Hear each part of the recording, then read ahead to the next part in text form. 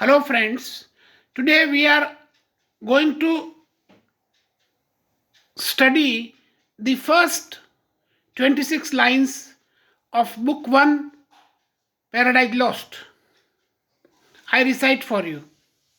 Of man's first disobedience and the fruit of that forbidden tree, whose mortal taste brought death into the world, and all our woe with loss of Eden, till one greater man restore us and regain the blissful seat.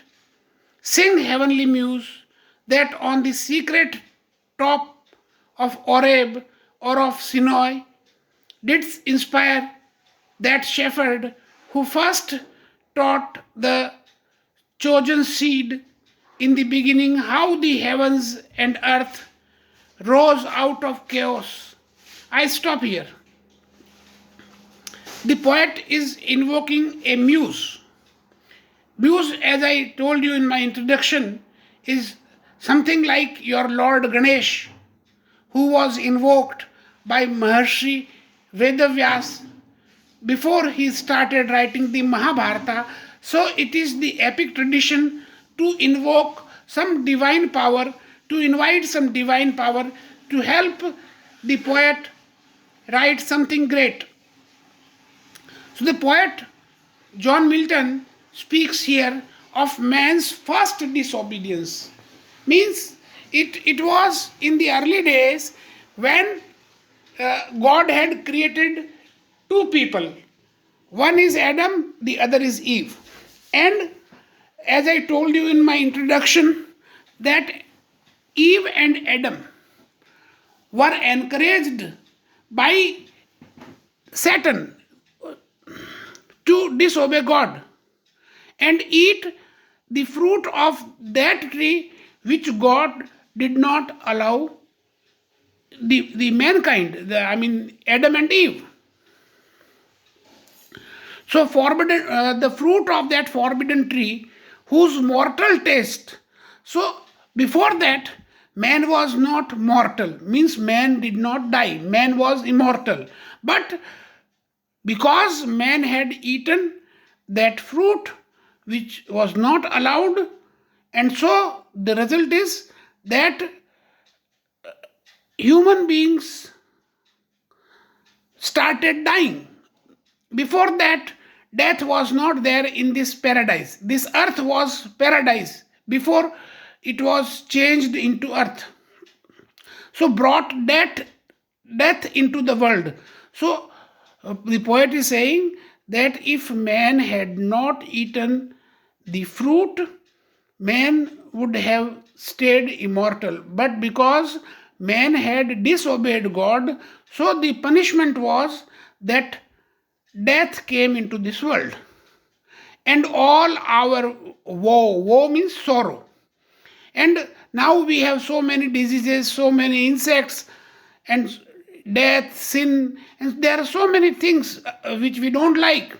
But they were there in paradise. Good things were there in paradise, and these bad things, death and disease, all these things were not in paradise. So with loss of Eden, they were living happily in Eden garden, where, as I told you, that they always enjoyed spring season.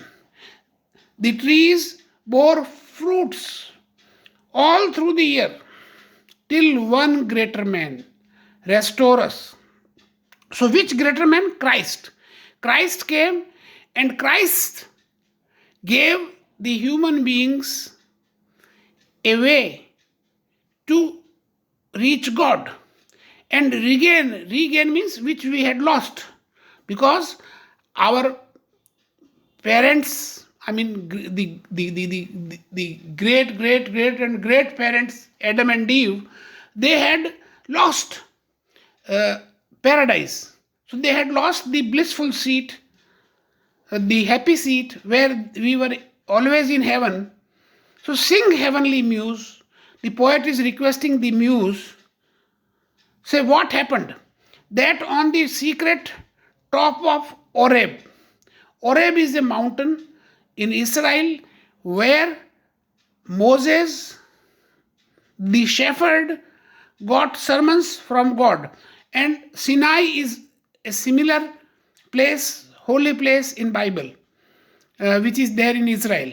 Who first taught the chosen seed? Chosen seed are the Israelites. In Bible, they are the Israelite people who were favorite people of God, and God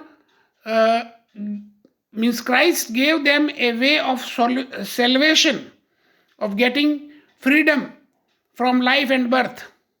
So Moses was the favorite disciple of God, and God gave him the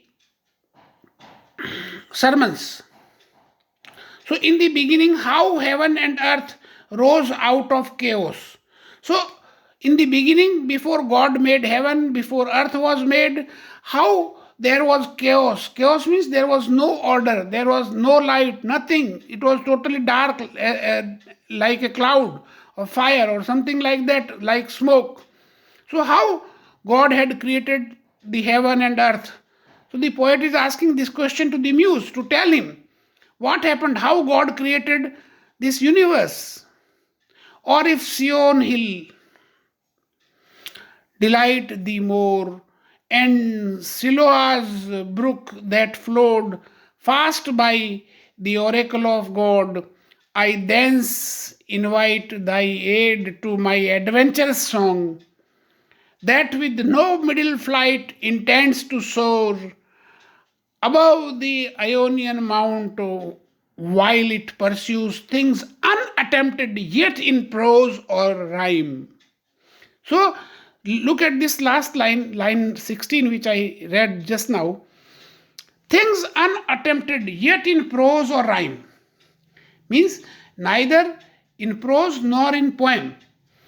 I want to attempt, I want to do that thing, means this epic, Paradise Lost. The poet says that this type of thing has not been tried in English, and he wants to write an epic on the subject of Bible for the benefit of the English speaking people.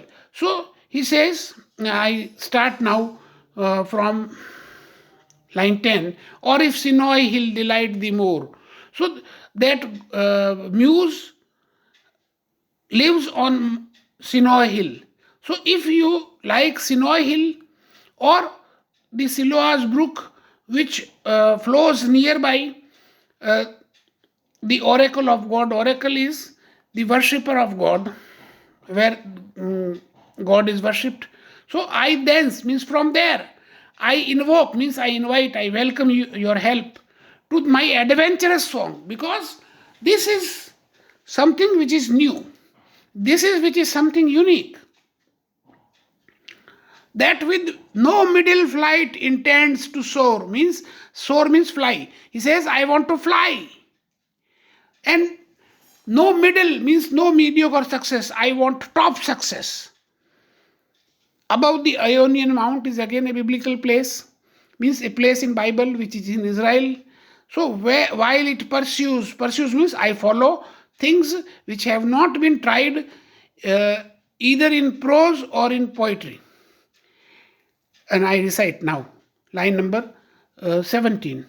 And chiefly thou, O Spirit, that dost prefer before all temples the upright heart and pure, instruct me, for thou knowest, thou from the first wast present, and with mighty wings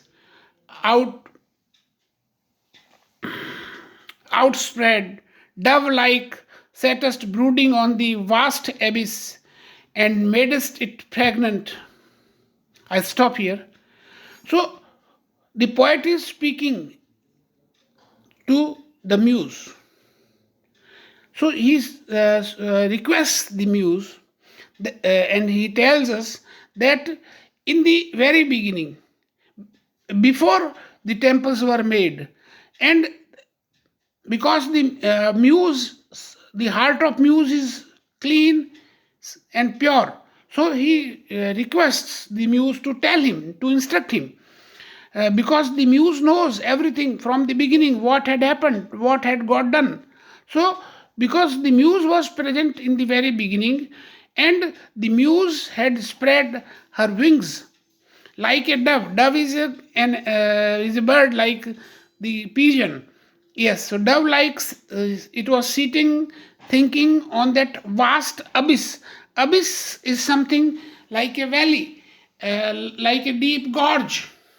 And madest it pregnant means life started in this chaos where there was nothing. What in me is dark, illumine. What is low, raise and support. This 1.5 line is very important. So the poet is requesting the muse to give him knowledge, to give him information. What is dark means what the poet does not know. Illumine means make it shining. So what is dark? Make it bright means give him knowledge, give him information. What is low, and if his talents are not sufficient to write an epic, then he prays to the muse to raise his talents and support him so that he may write this great epic, that to the height of his great argument, that to the height of this great argument, I may assert eternal providence and justifies the ways of God to men. So the poet requests the muse to give him talent, to give him the ability to support this great argument. This great argument. What is this great argument? I may assert eternal providence. And eternal providence with E capital and P capital is used for God. So he wants to say that God is correct and justify. And I may tell the people that God is not our enemy. God loves us. But we had disobeyed God. Human beings had disobeyed God. And so he wants to say that it was correct to dislodge Adam and Eve from paradise because they had disobeyed God. They had chosen wisdom by eating the fruit of that forbidden tree. And therefore, God was correct. And so, whatever God did, if God sent death to this world, if God had sent sin to this world, if God had sent disease to this world, then God had given wisdom to mankind. And wisdom is more important. Wisdom can save us. And this way was shown by Christ.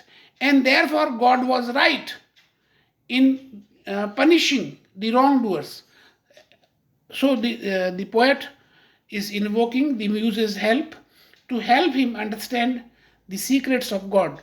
Thank you, friends. The next lesson will begin shortly.